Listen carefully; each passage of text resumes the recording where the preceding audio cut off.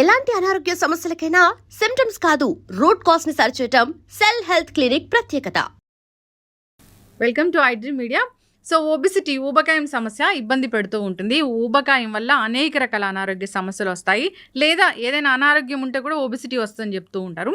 అయితే ఈ ఒబిసిటీని, ఊబకాయాన్ని, బరువు ఎక్కువగా ఉండడాన్ని తగ్గించడానికి ఆయుర్వేదంలో చాలా చక్కటి టిప్స్ ఉన్నాయి, ట్రీట్మెంట్స్ ఉన్నాయి. దీని గురించి వివరాలు తెలుసుకుందాం. ఈరోజు మనతో పాటు ఉన్నారు ప్రముఖ ఆయుర్వేద వైద్య నిపుణులు ప్రొఫెసర్ డాక్టర్ టి వేణుగోపాలరావు గారు. డాక్టర్ గారు నమస్తే. నమస్కారం. ఆయుర్వేద వైద్యం చదువుకొని చాలామందికి విద్యను బోధించి చాలామంది పేషెంట్స్ని క్యూర్ చేసిన అనుభవం ఉన్న ఒక పెద్ద డాక్టర్ మీరు. అయితే నాకు ఎప్పటి నుంచి అడగాలని ఉంది, అసలు ఈ ఒబెసిటీని ఆయుర్వేదంలో అసలు ఏమంటారు, ఆయుర్వేద పరంగా దీన్ని అసలు ఎట్లా తగ్గిస్తారు?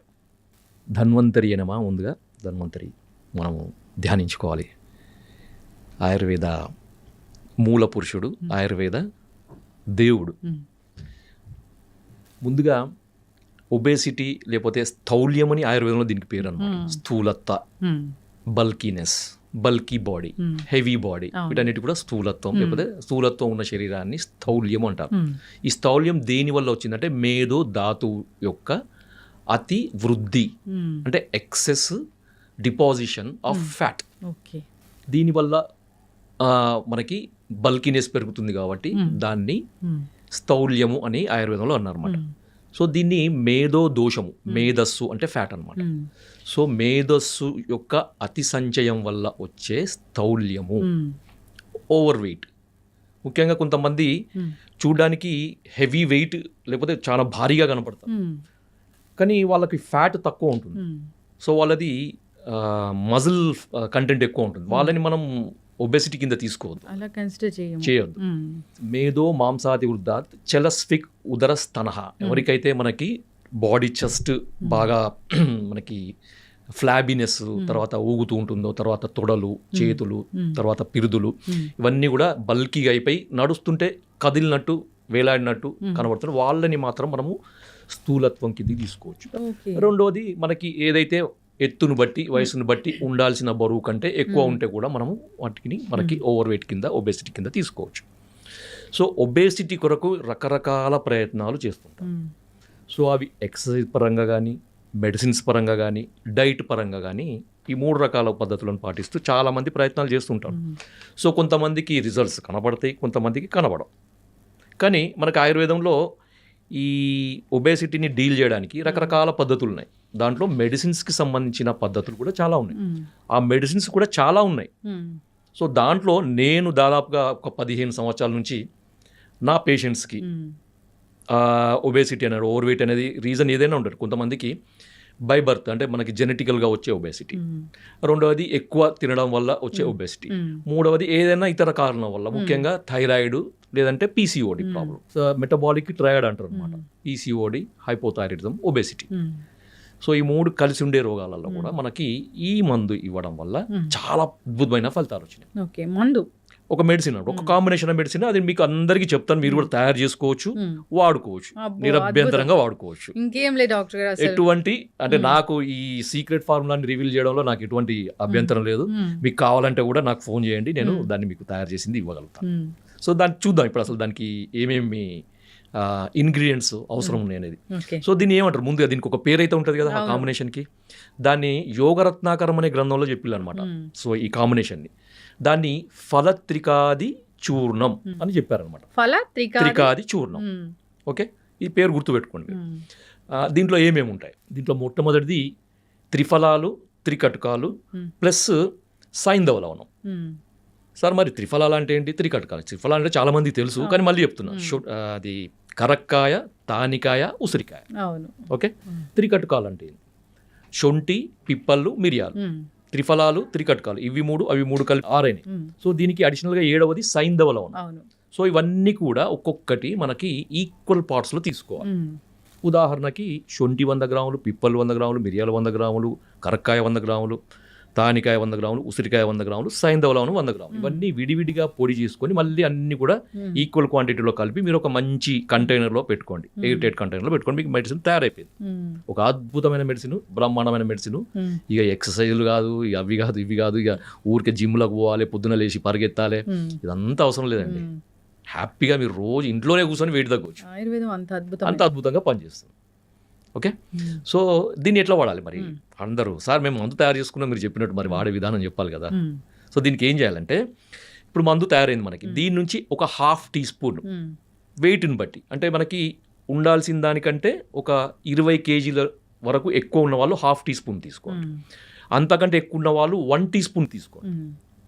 20 కేజీల లోపు ఎక్కువ ఉన్న వాళ్ళు 1/2 టీ స్పూను ప్లస్ దానికి ఒక 1 టీ స్పూను నువ్వుల నూనె కలపండి, మంచి నువ్వుల నూనె. ఓకే, కలిపి తీసుకోండి. అదే 20 కేజీల కంటే ఎక్కువ ఉన్నవాళ్ళు, అది ఎంతనన్నా ఎక్కువ ఉండండి, 20 కేజెస్ ప్లస్ వాళ్ళు 1 టీ స్పూన్ పౌడర్కి 2 స్పూన్స్ నువ్వుల నూనె తీసుకోవాలి. కలిపి ఉదయము పరగడుపున ఎంటీ స్టమక్లో తీసుకోవాలన్నమాట. ఎంటీ స్టమక్లో తీసుకొని వెంబడే ఒక 1/2 గ్లాసు గోరువెచ్చని నీళ్లు, కాకపోతే వేడి నీళ్ళు, అంటే మనం టీ తాగితే ఎంతైతే వేడి ఉంటుందో, టీ మనం తాగే రెగ్యులర్ తాగే టీ అంత వేడి ఉండే నీళ్లు తాగాలన్నమాట. సో తాగి ఒక 2 గంటల వరకు ఏమి తీసుకోవాలి. తీసుకున్నా కానీ ఒక గోరువెచ్చని నీళ్ళు మాత్రమే తాగాలి. సార్ నాకు రెగ్యులర్గా టీ తాగే అలవాటు ఉంది, కాఫీ తాగే అలవాటు ఉంది, పాలు తాగే అలవాటు ఉంది, స్ప్రౌట్స్ తినే అవన్నీ నడవదు. నో, ఖచ్చితంగా 2 గంటల వరకు గోరువెచ్చని నీళ్ళు తప్ప ఇది కూడా తీసుకోకూడదు. సో అయిపోయింది, మీ ట్రీట్మెంట్ అయిపోయింది. సింపుల్, ఎంత బ్రహ్మాండంగా ఉంది, బ్రహ్మాండం, అంత సింపుల్ అండి, చాలా సింపుల్. అయిపోయింది, మీ ట్రీట్మెంట్ అయిపోయింది. ఇక మీరు ఏం చేయాల్సిన అవసరం లేదు. మన వెయిట్ చూసుకోవాలి, దాన్ని బట్టి తీసుకోవాలి. అంతే. ఎన్నాళ్ళు తీసుకోవాలి, అది క్వశ్చన్. ఎన్నాళ్ళు తీసుకోవాలి? Minimum 40 days. దీన్ని ఒక మండలం అంటారంట. 40 డేస్ మండలం అంటారు. సో ఆయుర్వేదంలో మండల చికిత్సకి చాలా ఇంపార్టెన్స్. అది ఎందుకనేది మనం నెక్స్ట్ వాటిలో చెప్తాం. అదొక పెద్ద టాపిక్ అనమాట. ఒక మండలం తీసుకోండి, వెయిట్ చెక్ చేసుకోండి. ఓకే, మీకు ఇంకా తగ్గాలి అనిపిస్తే మళ్ళీ ఒక మండలం వాడండి, ఇంకా తగ్గాలంటే ఇంకొక మండలం వాడండి. ఎటువంటి నష్టం ఉండదు, ఎటువంటి సైడ్ ఎఫెక్ట్స్ ఉండవు. ఇంకా దీనివల్ల ఇంకా అడిషనల్ బెనిఫిట్స్ ఏంటంటే, కొంతమందికి ఈ అధిక బరువు వల్ల కొంచెం, అంటే కొంతమందికి ఏంటంటే అడిషనల్ ఒక 10 కిలోలు ఎక్కువన్నా కానీ వాళ్ళకి ఇబ్బందులు ఉంటాయి. కొంతమందికి 50 కిలోలు ఎక్కువన్నా కానీ ఇబ్బందులు ఉండవు. 50 కిలోలు ఎక్కువన్నా కానీ మెట్లెక్కి దిగడము, నడవడము, పనులు చేసుకోవడము, లేకపోతే వాళ్ళ డ్యూటీకి వెళ్ళి చేసుకుంటారు. వాళ్ళకి ఎటువంటి సమస్యలు ఉండవు. కొంతమందికి మధ్యలో పెరుగుతారు కదా కొంత సడన్గా, అంటే కొంతమంది డెలివరీ తర్వాత వెయిట్ పెరుగుతారు. కొంతమంది ఏదైనా బెడ్ రిడన్ అయ్యి ఏదైనా ఫ్రాక్చర్ వల్లనో లేకపోతే బెడ్ మీద పడిపోయి ఉండి ఫిజికల్ యాక్టివిటీ లేకపోవడం వల్ల వెయిట్ పెరుగుతారు కదా. వాళ్ళకి ఏంటంటే ఒక 10 కేజెస్ పెరిగినా కానీ ఏమవుతుందంటే ఆయాసం లాగా ఉంటుంది అనమాట వాళ్ళకి. సో ఈ ఆయాసం కూడా ఉండదు దీనివల్ల. ఇంకొకటి ఏంటంటే ఈ కొలెస్ట్రాల్ సమస్య కూడా తగ్గుతుంది అనమాట. So excess fat related, fatty acids related ఎటువంటి మెటబాలిక్ చేంజ్ బాడీలో ఉన్నా కానీ అవన్నీ కూడా తగ్గుతాయి. సింపుల్ సమస్య అనమాట.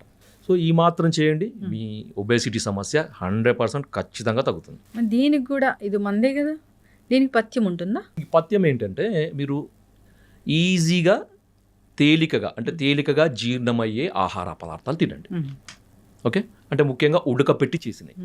అది ఏదైనా కానివ్వండి, మీరు ఇడ్లీ కానీ లేకపోతే ఉప్మా కానీ లేకపోతే మనకి సూప్స్ అంటారు కదా. ఇప్పుడు మనం సూప్స్ అంటున్నాం. కట్టు అంటే కంది కట్టు కానీ, పెసర కట్టు కానీ, శనగ కట్టు కానీ, సో కట్టు చారులు అంటారు మనకి. సో ఈ కట్టులు తాగొచ్చు. సో దాంట్లో కొంచెం సైంధవ లవణము, కొంచెము టేస్ట్ కొరకు మీరు నిమ్మకాయ రసం పిండుకోవచ్చు, కొత్తిమీర, లేకపోతే కొంచెం కారం కొరకు మిరియాల పొడి, నల్ల ఉప్పు, ఇలా మీకు జీలకర్ర పొడి, మీకు కాంబినేషన్ మీకు ఏది నచ్చితే, ఏ విధంగా మీకు టేస్ట్ నచ్చితే అవి కలుపుకొని మీరు తాగొచ్చు. ఒక పూట మీరు మామూలుగా భోజనం చేయొచ్చు, ఒక పూట మీరు ఈ కట్టు చారు తాగి మీరు రోజుకు 2 సార్లు మాత్రమే ఫుడ్ లాగా తీసుకొని మీరు చేసుకోవచ్చు. సో ఇట్లా చేయండి. మీరు ఏమైనా నీరసం అనిపిస్తే ఇంకా ఏమైనా ఫ్రూట్స్ కానీ తీసుకోవచ్చు. కొంతమంది ఉపవాసాలు అయితే అవసరం లేదు. ఉపవాసం పూర్తిగా కడుపు మాడబెట్టుకునేది, ఎండబెట్టుకునేది అయితే అవసరం లేదు. మంచిగా హ్యాపీగా తినండి, వెయిట్ తగ్గండి.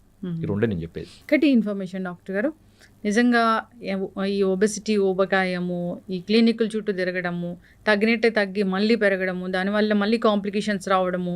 సో డైట్లు చెప్తారు, ఒకటేసారి డైట్ చేంజ్ చేసుకొని మళ్ళీ తగ్గి మళ్ళీ బరువు పెరిగే వల్ల మొత్తం మెటబాలిజం అంతా డిస్టర్బ్ అయిపోతూ ఉంటుంది. దానివల్ల రకరకాల అనారోగ్య సమస్యలు వస్తూ ఉన్నాయి.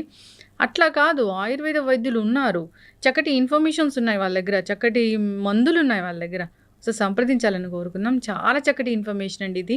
ఏం లేదు, చాలా సింపుల్, లక్షలు ఖర్చు లేదు ఇది. అంతే. ఎందుకంటే ఇక్కడ మనకు జరిగేది ఏంటంటే ఇక్కడ ఇది ఫ్యాట్ని తగ్గించే మెడిసిన్ కాదు. ఒకటి గుర్తుపెట్టుకోండి, ఎప్పుడైతే మనం ఫ్యాట్ని తగ్గించే మందు వాడతామో మళ్ళీ మందులు మానేసిన తర్వాత, డైట్ మానేసిన తర్వాత మళ్ళీ ఫ్యాట్ పెరుగుతుంది. అవును, ఇది ఫ్యాట్ మెటబాలిజంని కరెక్షన్ చేసే మెడిసిన్. అంటే మనం తీసుకున్న ఫుడ్ నుంచి ఎక్సెస్ ఫ్యాట్ కన్వర్షన్ కాకుండా మెటబాలిక్ ట్యూనింగ్, మెటబాలిక్ యాక్టివిటీని ట్యూన్ చేసే మెడిసిన్ అనమాట. సో అందువల్ల ఏంటంటే మనం తీసుకున్న ఆహారము ధాతు పరిణామం, మనకి టిష్యూ ట్రాన్స్ఫార్మేషన్ అని ఉంటుంది ఆయుర్వేదంలో. సో ఒక ధాతు నుంచి ఒక ధాతు, ఒక ధాతు నుంచి ఒక ధాతు, ఏదైతే ఎంత మోతాదులో ఎంత టైంలో కావాలో అంత టైంలో కరెక్ట్ కావడం వల్ల ఏమవుతుందంటే ఏ ధాతు కూడా ఎక్సెస్ కూడా స్టోర్ కాదనమాట, సంచయం కాదనమాట. సో అందువల్ల మెటబాలిక్ కరెక్షన్ జరుగుతుంది. ఖచ్చితంగా డాక్టర్ గారు చాలా చక్కటి ఇన్ఫర్మేషన్ అండి. అందరు ఫాలో అవ్వాలని కోరుకుందాం. మరి దీనివల్ల ఎసిడిటీలు అలాంటి ఇబ్బంది అలాంటివి ఏమి ఉండవు, ఎందుకంటే దీంట్లో త్రిఫలాలు ఇవన్నీ ఉన్నాయి కదా. సో వీటి వల్ల ఎటువంటి నష్టం ఉండదు. చక్కటి ఇన్ఫర్మేషన్ అండి. ధన్యవాదాలు.